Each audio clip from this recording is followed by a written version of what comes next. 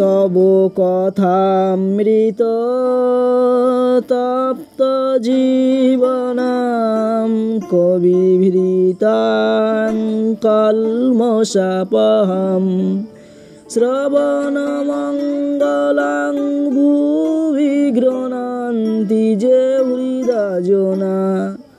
নমস্কার, সৎপ্রসঙ্গ চ্যানেলে আজ আমরা জানব ভগবানকে দর্শন কেমন করে হয়। সেই সম্পর্কে ঠাকুর শ্রী শ্রী রামকৃষ্ণ পরমহংসদেবের একজন শিষ্য বিজয় প্রশ্ন করছেন, ভগবানকে দর্শন আমরা কেমন করে করব? শ্রী শ্রী রামকৃষ্ণ, চিত্তশুদ্ধি না হলে হয় না।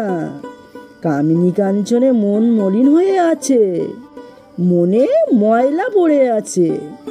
ছুঁচ কাদা দিয়ে ঢাকা থাকলে আর চুম্বক টানে না, মাটি কাদা ধুয়ে ফেললে তারপর চুম্বক টানে।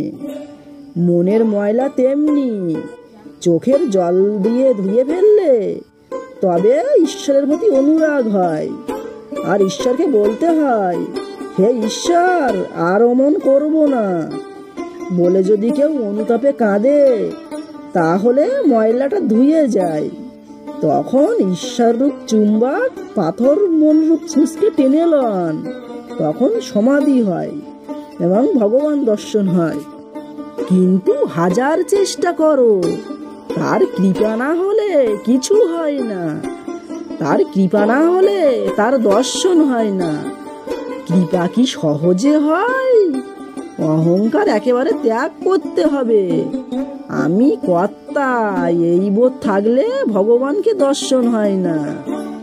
ভাড়ারে একজন আছে, তখন বাড়ির কর্তাকে যদি কেউ বলে, মহাশয় আপনি এসে জিনিস বার করে দিন, তখন কর্তাটি বলে, ভাড়ারে একজন রয়েছে, আমি আর গিয়ে কি করব?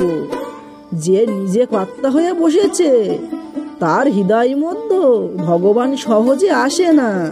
কৃপা হলেই দর্শন হয়।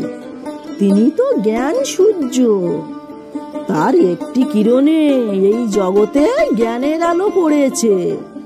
তবে আমরা পরস্পরকে জানতে পারছি আর জগতে কত রকম বিদ্যা উপার্জন করছি।